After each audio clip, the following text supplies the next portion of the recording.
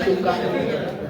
और अपनी भाषा का महत्व शायद बताने की जरूरत नहीं, क्योंकि जिस मातृभाषा को हम अपने जन्म से पहले ही कहना चाहिए कि सीखना शुरू करते हैं, तो उसमें बोलने में हमारा आत्मविश्वास, जैसा कमल जी ने बताया है कि हमारा आत्मविश्वास में वृद्धि होती है, हमारे ज्ञान में वृद्धि होती है, हमारे व्यवहार में कुशलता आती है।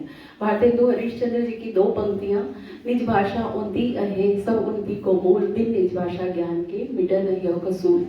अर्थात कि अपनी भाषा से ही हम केवल ज्ञान प्राप्त कर सकते हैं। अगर मैं दूसरी भाषा में कोशिश भी करूं कि मुझे उतना ज्ञान मिल जाए, वो कठिनाई जरूर आती है, लेकिन मैं ये नहीं कहूंगी कि हमें एक जगह पर खड़े रह जाना चाहिए। हमें दूसरी भाषाओं को भी सीखने का प्रयास करना चाहिए। और इस बात पर आज गर्व करने का दिन है कि हिंदी भाषा अंतर्राष्ट्रीय स्तर पर सबसे ज्यादा बोलने जाने वाली पहली भाषा का स्तर धारण कर चुकी है। तो बहुत अच्छी बात है कि आज हम विश्व स्तर पर उन ऊंचाइयों को छू चुके हैं और हमें आने वाली पीढ़ी को भी इस ओर अग्रसर करना है। सबसे बड़ा कर्तव्य जो एक हमारे सामने है, जो चुनौती है, आने वाली पीढ़ी आजकल हिंदी भाषा बोलने में थोड़ा हीनता महसूस करती है। उन्हें लगता है कि हम दूसरी भाषा में और भाषाओं को सीखने के लिए बहुत अग्रसर हैं।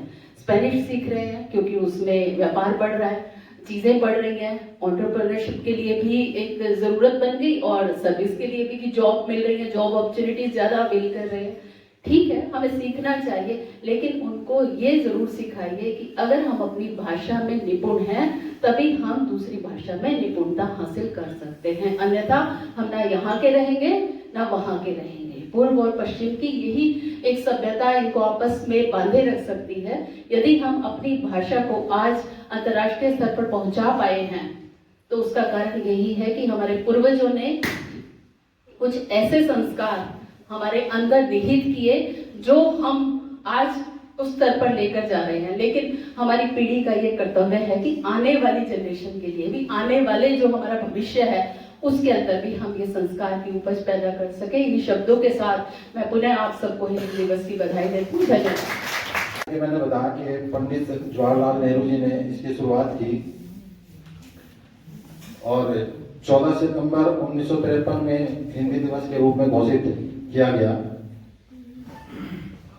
इसके बाद राजेंद्र सिंह, व्यवहार राजेंद्र सिंह, इन्होंने काका कालिक और हजारी प्रसाद द्विवेदी जैसे साहित्यकारों के साथ मिलकर हिंदी को राजभाषा बनाने के लिए महत्वपूर्ण भूमिका निभाई थी।